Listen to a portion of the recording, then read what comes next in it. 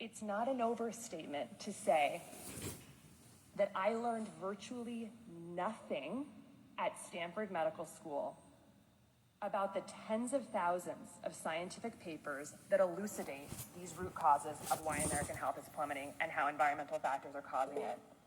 For instance, in medical school, I did not learn that for each additional serving of ultra-processed food we eat, early mortality increases by 18%. This now makes up 67% of the foods our kids are eating.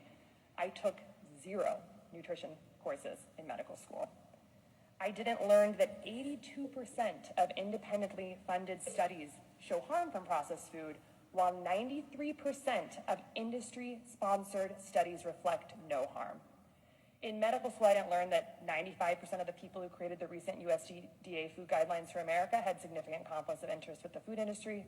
I did not learn that 1 billion pounds of synthetic pesticides are being sprayed on our food every single year. 99% of the farmland in the United States is sprayed with synthetic pesticides, many from China and Germany.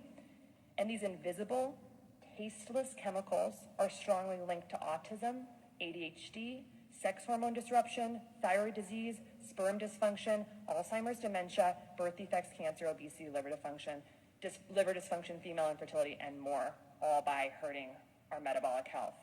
I did not learn that the 8 billion tons of plastic that have been produced just in the last 100 years, plastic was only invented about 100 years ago, are being broken down into microplastics that are now filling our food, our water, and we are now even inhaling them in our air.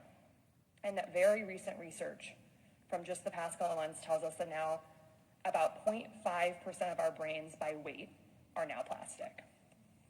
I didn't learn that there are more than 80,000 toxins that have entered our food, water, air, and homes by industry, many of which are banned in Europe, and they are known to alter our gene expression, alter our microbiome composition and the lining of our gut, and disrupt our hormones.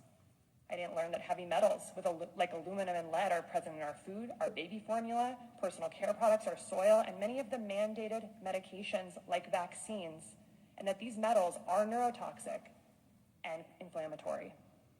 I didn't learn that the average American walks a paltry 3,500 steps per day, even though we know, based on science and top journals, that simply walking 7,000 steps a day slashes by 40 to 60% our risk of Alzheimer's, dementia, type 2 diabetes, cancer, and obesity. I certainly did not learn that medical error and medications are the 3rd leading cause of death in the United States. I didn't learn that just 5 nights of sleep deprivation can induce full-blown prediabetes. I learned nothing about sleep, and we're getting about 20% less sleep on average than we were 100 years ago. I didn't learn that American children are getting less time outdoors now than a maximum security prisoner. And on average, adults spend 93% of their time indoors, even though we know from the science that separation from sunlight destroys our circadian biology, and circadian biology dictates our cellular biology. I didn't learn that professional organizations that we get our practice guideline from, like the American Diabetes Association and American Academy of Pediatrics, have taken tens of millions of dollars from Coke, Cadbury, processed food companies, and vaccine manufacturers like Moderna.